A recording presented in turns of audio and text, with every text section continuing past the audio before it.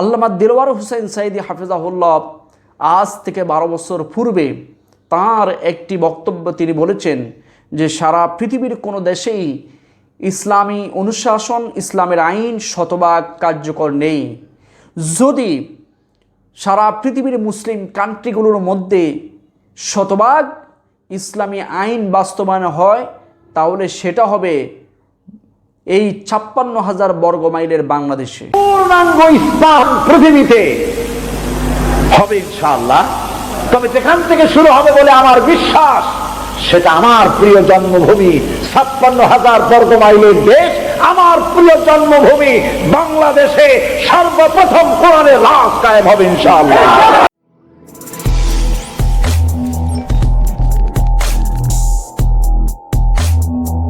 আলহামদুলিল্লাহ, আলহামদুলিল্লাহি ওয়াহদাহ ওয়াসসালাতু ওয়াসসালামু আলা মান লা নাবিয়্যা বা'দাহ ওয়া আলা আলিহি ওয়া আসহাবিহি আজমাইন। সম্মানিত কোরআন প্রিয়, ইসলাম প্রিয়, রাসূলুল্লাহ সাল্লাল্লাহু আলাইহি ওয়াসাল্লামের সুন্নাহ প্রিয় দিনী ভাই ও বোনেরা, আসসালামু আলাইকুম ওয়া রাহমাতুল্লাহি ওয়া বারাকাতুহু। আশা করি আপনারা সকলেই মহান আল্লাহ সুবহানাহু ওয়া তাআলার অশেষ মেহেরবানিতে ভালো রয়েছেন। আজকে আপনাদের সামনে বাংলাদেশের এমন একজন ব্যক্তি সম্পর্কে কিছু কথা বলবো, যিনি শুধু বাংলাদেশ নয়, সারা পৃথিবীর 80 দশকের পর থেকে 21 শতাব্দী পর্যন্ত অদ্যাবধি শ্রেষ্ঠ ইসলামী স্কলারদের মধ্যে যার অবস্থান এবং সম্মান মর্যাদা এখনো পর্যন্ত প্রথম সারিতে, যাকে সারা পৃথিবীর তাওহীদি জনতা কোরআনের ফাঁকি হিসাবে আখ্যায়িত করেছেন, তিনি আর কেউ নয়, কোটি কোটি মানুষের হৃদয়ের স্পন্দন, বিশ্ববরণ্য মুফাসসির আল্লামা দিলওয়ার হোসেন সাইদী হাফিজাহুল্লাহ। আল্লামা দিলওয়ার হোসেন সাইদী হাফিজাহুল্লাহ আজ থেকে 12 বছর পূর্বে তার একটি বক্তব্য তিনি বলেছেন যে সারা পৃথিবীর কোনো দেশেই ইসলামী অনুশাসন, ইসলামের আইন শতভাগ কার্যকর নেই। যদি সারা পৃথিবীর মুসলিম কান্ট্রিগুলোর মধ্যে শতভাগ ইসলামী আইন বাস্তবায়ন হয় তাহলে সেটা হবে এই 56,000 বর্গ মাইলের বাংলাদেশে। আলহামদুলিল্লাহ, এই যে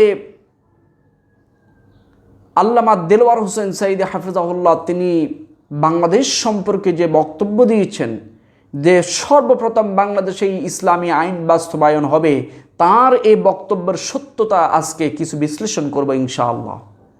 সম্মানিত প্রিয় দিনী ভাই ও বোনেরা, আমরা প্রত্যেকেই জানি ব্রিটিশ সংস্থা ফেথ ম্যাটার্স, আমি আবারও বলছি ব্রিটিশ সংস্থা ফেথ ম্যাটার্স, এই সংস্থাটির জরিপ মতে পৃথিবীর অন্যান্য দেশগুলোর মধ্যে ব্রিটেনে প্রতি 10 বছরে 40,000-এর উপর তরুণ তরুণী তারা কালেমা পড়ে ইসলামের ছায়াতলে এসে আশ্রয় গ্রহণ করছে।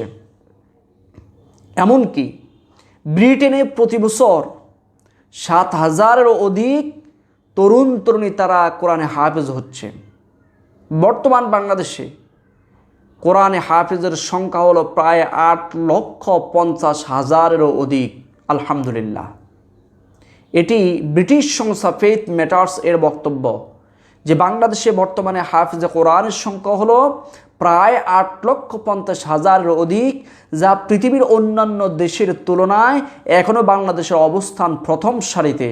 কোরআনে হাফেজ বৃদ্ধির দিক থেকে সৌদি আরবের অবস্থান হলো তৃতীয়, এবং কোরআনে হাফেজ বৃদ্ধির দিক থেকে দ্বিতীয় অবস্থানে রয়েছে ইন্দোনেশিয়া, চতুর্থ অবস্থানে রয়েছে দুবাই। এছাড়াও সারা পৃথিবীতে মুসলিম কান্ট্রিগুলোর মধ্যে যে কোরআনিক কনফারেন্সগুলো হচ্ছে, সিম্পোজিয়ামগুলো হচ্ছে, এর 75.15% কোরআনিক কনফারেন্সগুলো বাস্তবায়ন হচ্ছে বাংলাদেশে। আলহামদুলিল্লাহ, এমনকি কোরআনিক কনফারেন্স অনুষ্ঠিত হওয়ার দিক থেকে দ্বিতীয় অবস্থানে রয়েছে দুবাই, তৃতীয় অবস্থানে রয়েছে ইন্দোনেশিয়া, চতুর্থ অবস্থানে রয়েছে সৌদি আরব। আজকে বাংলাদেশে যে কোরআনের ফাঁকির কথা বলা হচ্ছে আল্লামা দেলোয়ার হোসেন সাইদী হাফিজাহুল্লাহ, তার অনুপস্থিতিতে তিনি বর্তমানে জেলখানার মধ্যে বন্দী রয়েছেন। তার অনুপস্থিতিতে আমরা দেখতে পাচ্ছি তার মাহফিলের সমপরিমাণ শ্রোতা বাংলাদেশের একজন খ্যাতনামা আলেম দ্বীন, বিশ্ববরণ্য ইসলামিক স্কলার আল্লামা মিজানুর রহমান আল আজহারি সাহেবের মাহফিলে আজকে প্রায় 10 লক্ষাধিক মানুষ সেখানে কোরআনের আলোচনা শোনার জন্য উপস্থিত হয়েছেন। আজকে বাংলাদেশে যে পরিমাণ কোরআনের মাহফিল হচ্ছে, কোরআনিক কনফারেন্সগুলো হচ্ছে, সিম্পোজিয়াম হচ্ছে, সেমিনার হচ্ছে, এই দিক থেকেও ব্রিটিশ সংস্থা ফেথ ম্যাটার্স এর বক্তব্য অনুযায়ী এই দিক থেকেও বাংলাদেশের অবস্থান প্রথম, আলহামদুলিল্লাহ। এছাড়া আমরা সকলেই জানি সারা পৃথিবীর বিভিন্ন দেশে আজকে যোগ্য কোরআনে হাফেজের অভাব নেই, কিন্তু বাংলাদেশে এমন কিছু নক্ষত্র রয়েছে, বাংলাদেশের এমন কিছু হাফেজে কোরআন রয়েছে, বাংলাদেশের এমন কিছু সূর্য সন্তান রয়েছে, বাংলাদেশের এমন কিছু তারকা রয়েছে যারা সারা পৃথিবীতে বাংলাদেশের সুনাম সুখ্যাতিকে একটি সুউচ্চ আসনে তারা পৌঁছিয়ে দিয়েছে। তাদের মধ্যে অন্যতম হাফেজ কোরআন, বাংলাদেশের কৃতি সন্তান, বাংলাদেশের অন্যতম উজ্জ্বল নক্ষত্র হাফেজ নাজমুস সাকিব। এই হাফেজ নাজমুস সাকিব আমরা সকলেই জানি 2013 সালে সৌদি আরবের আন্তর্জাতিক হিফজুল কোরআন প্রতিযোগিতায় প্রায় 70টি দেশের প্রতিযোগীর সাথে প্রতিযোগিতা দিয়ে পাল্লা দিয়ে বাংলাদেশের হাফেজে কোরআন নাজমুস সাকিব প্রথম স্থান অধিকার করেছে। সৌদি আরবের কাবার প্রধান ইমাম আল্লামা আব্দুর রহমান আস-সুদাইস হাফিজাহুল্লাহ তিনি 80,000 রিয়াল তাকে পুরস্কৃত করেছেন এবং বিভিন্ন সনদ সার্টিফিকেট তার হাতে তুলে দিয়েছেন। এছাড়াও হাফিজ নাজমুস সাকিব 2012 সালে দুবাই আন্তর্জাতিক হিফজুল কোরআন প্রতিযোগিতায় 1-2টি দেশ নয় 90টি দেশের সাথে প্রতিযোগিতা করে হাফিজ নাজমুস সাকিব প্রথম স্থান অধিকার করেছে। এটি কি বাংলাদেশের জন্য গৌরবের নয়? এছাড়াও বাংলাদেশের আরেকটি উজ্জ্বল নক্ষত্র, আরেকটি তারকা, আরেকটি কৃতি সন্তান হাফিজ জাকারিয়া মিশরের রাজধানী কায়রোতে 2012 সালে আন্তর্জাতিক হিফজুল কোরআন প্রতিযোগিতায় 50টি দেশের সাথে প্রতিযোগিতা দিয়ে পাল্লা দিয়ে প্রথম স্থান অধিকার করেছে হাফিজ জাকারিয়া। শুধু তাই নয়, বাংলাদেশের আরেকটি সূর্য সন্তান হাফিজ আবদুল্লাহ আল মামুন 2014 সালে সৌদি আরবের ধর্ম মন্ত্রণালয়ের তত্ত্বাবধানে হায়াতুল আলামিয়া একটি সংস্থার অধীনে 70টি দেশের প্রতিযোগীদেরকে নিয়ে সেখানে হিফজুল কোরআন প্রতিযোগিতা দেওয়া হয়। সেই আন্তর্জাতিক হিফজুল কোরআন প্রতিযোগিতায় হাফিজ আবদুল্লাহ আল মামুন প্রথম স্থান অধিকার করে, আলহামদুলিল্লাহ। এছাড়াও বাংলাদেশের আরেকটি কৃতি সন্তান, সূর্য সন্তান, উজ্জ্বল নক্ষত্র হাফেজ মোহাম্মদ আবু রায়হান কাতারে অনুষ্ঠিত তিজান আন্নুর ইন্টারন্যাশনাল হিফজুল কোরআন প্রতিযোগিতায় প্রথম স্থান অধিকার করে। এছাড়াও বাংলাদেশের হাফিজ ইয়াকুব হোসেন তাজ সহকারে এইরকম প্রথিতযশা বিজ্ঞ সুন্দর তেলাওয়াতকারী হাফিজে কোরআন রয়েছে। আমরা জানি বাংলাদেশে প্রতি বছর রমজান মাসে এনটিভিতে পিএসপি কোরআনের আলো প্রতিযোগিতায় সেখানে বাংলাদেশের সেরা কোরআনে হাফিজদের চিত্র প্রদর্শিত হয়। আজকে বাংলাদেশের জাতীয় ক্রিকেট দল মাশরাফি বিন মুর্তজা, মুশফিকুর রহিম সহকারে, তামিম ইকবাল সহকারে তারা যখন অস্ট্রেলিয়া, নিউজিল্যান্ড, ভারত, পাকিস্তান এবং অন্যান্য কিছু দেশের সাথে যখন তারা ক্রিকেট খেলায় অংশগ্রহণ করে, প্রতি বছর বাংলাদেশের জাতীয় ক্রিকেট দল তারা যদি পৃথিবীর অন্যান্য দেশের সাথে সর্বোচ্চ ওয়ানডে ম্যাচ, টি-20 সহকারে সর্বোচ্চ হয়তো 40 থেকে 50টি তারা খেলায় অংশগ্রহণ করে, সেখানে বাংলাদেশ বিজয় লাভ করে। যদি 50টি খেলায় অংশগ্রহণ করে, 50টি ম্যাচে অংশগ্রহণ করে, সেখানে বাংলাদেশের জাতীয় ক্রিকেট দল সেখানে বিজয় লাভ করে মাত্র 5টি, 6টি, সর্বোচ্চ গেলে 10টি খেলায়। আজ পর্যন্ত বিশ্বকাপ, যা ক্রিকেট বিশ্বকাপে বাংলাদেশ কখনো বিশ্বকাপ বিজয়ী হতে পারেনি।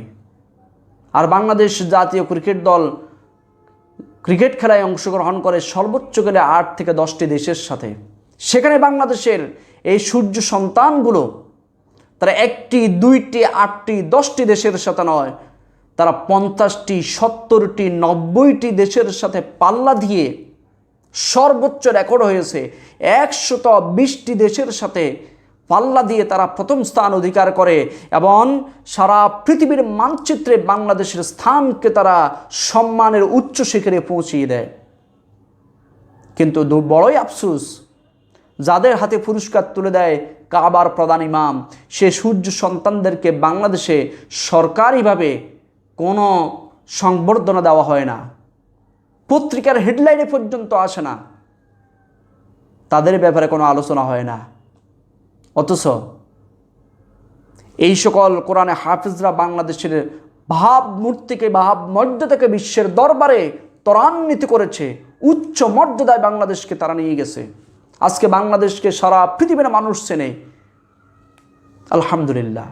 এই সকল দৃষ্টিকোণ থেকেই বাংলাদেশের কোরআনের ফাঁকি আল্লামা দিলওয়ার হোসেন সাইদে হাফেজাউল্লাহ তিনি তার বক্তব্য দিয়েছেন যে বাংলাদেশে সর্বপ্রথম কোরআনের আইন বাস্তবায়ন হবে। আপনারা সকলেই অবগত রয়েছেন, জেনে আনন্দিত হবেন।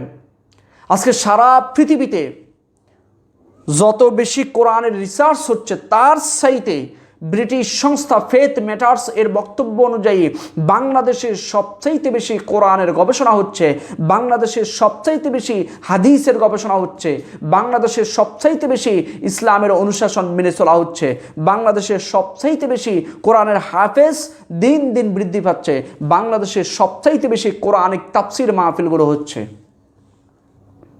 এই সকল দৃষ্টিকোণ থেকেই আল্লামা দেলোয়ার হোসেন সাইদে হাফেজাউল্লাহ তিনি বলেছেন যে বাংলাদেশে সর্বপ্রথম কোরআনের আইন বাস্তবায়ন হবে। শুধু তাই নয়, যুগ যুগান্তরের সময়ের আলোকে, কালের আবর্তনে, সময়ের ব্যবধানে এই কোরআনের কথা যারা বলেছেন, যুগ যুগে আম্বিয়া আলাইহিস সালাতু ওয়াস সালাম, সাহাবায়ে আজমাইন, তাবিঈন, তাবিঈন, সালফে সালেহিন, আইম্মায়ে মুতাকাদ্দিমিন, মুতাআখিরিন, তারা প্রত্যেকেই কম বেশ জুলুম নির্যাতনের শিকার হয়েছেন। 80 দশকের পর থেকে 21 শতাব্দী পর্যন্ত বর্তমান সময়ে সারা পৃথিবীতে কোরআনের কথা বলার কারণে, ইসলামের কথা বলার কারণে যত বেশি ইসলামের দাঈ ইলাল্লাহরা নির্যাতিত হচ্ছে, সবচাইতে বেশি বাংলাদেশে দাঈ ইলাল্লাহ যারা রয়েছেন তারা আজকে জুলুম নির্যাতনের শিকার।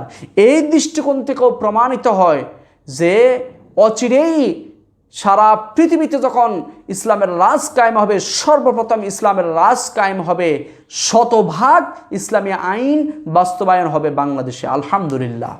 সুতরাং আমরা যেই সকল তথ্যগুলো উপস্থাপন করেছি, এই সকল তথ্য অনুযায়ী আমরা দেখতে পাচ্ছি যে কোরআনের ফাঁকি বিশ্ববরণ্য মুফাসসির, কোটি কোটি মানুষের হৃদয়ের স্পন্দন আল্লামা দেলোয়ার হোসেন সাইদে হাফেজাহুল্লাহ তিনি যে বক্তব্য দিয়েছেন, তার এই বক্তব্য শতভাগ তিনি সঠিক কথা বলেছেন। তার বিশ্লেষণ, তার অ্যানালাইসিস, তার ব্যাখ্যা, তার অনুসন্ধান, তার যাচাই বাছাই অত্যন্ত প্রখর, তীক্ষ্ণ এবং আজ পর্যন্ত, আজ থেকে 10-12 বছর আগে আল্লামা দেলোয়ার হোসেন সাইদে হাফেজুল্লাহ যেই সকল বক্তব্যগুলি দিয়েছেন, আজকে বাংলাদেশের ইতিহাসে প্রত্যেকটি আনাসে কানাসে, প্রত্যেকটি সেক্টরে তা বাস্তবায়ন হচ্ছে। শুধু তাই নয়, আজকে বাংলাদেশের মুফাসসির যারা রয়েছেন, বিশেষ করে মিজানুর রহমান আল আজহারি, আজকে সারা পৃথিবী তাকে চেনে, সারা পৃথিবীর মানুষ আজকে তাকে চেনে। তার বাড়ি কিন্তু ভারতে নয়, পাকিস্তানে নয়। এই আল্লামা মিজানুর রহমান আল আজহারি সাহেব, তার বাণী কিন্তু এই বাংলাদেশেই। আজকে বাংলাদেশে প্রথিতযশা আলেম আল্লামা সৈয়দ কামালউদ্দিন আবদুল্লাহ জাফরি, বাংলাদেশের প্রথিতযশা আলেম আল্লামা লুৎফুর রহমান সাহেব, বাংলাদেশের প্রথিতযশা আলেম আল্লামা ডক্টর আবুল কালাম আজাদ বাশার, এই ছাড়াও মুফতি আমির হামজা আবদুল্লাহ আলামিন সহকারে, মাওলানা আল্লামা ফখরুদ্দিন আহমদ সাহেব সহকারে, মোল্লা নাজিমউদ্দিন সাহেব সহকারে বাংলাদেশের প্রথিতযশা অনেক ওলামায়ে কেরাম আছে যারা সারা পৃথিবীকে আজকে বিচরণ করছেন। আল্লাহ তাআলা আল্লামা দেলোয়ার হোসেন সাইদে হাফেজাহুল্লাহর এই বক্তব্য অনুযায়ী বাংলাদেশের এই জমিনকে ইসলামের জন্য কবুল করে নিন, আমিন। হাযা মিন ইলমি ওয়াল ইলমু ইনদাল্লাহ আলাইহি তাওয়াক্কালতু ওয়া ইলাইহি উনীব। আসসালামু আলাইকুম ওয়া রাহমাতুল্লাহি ওয়া বারাকাতুহু।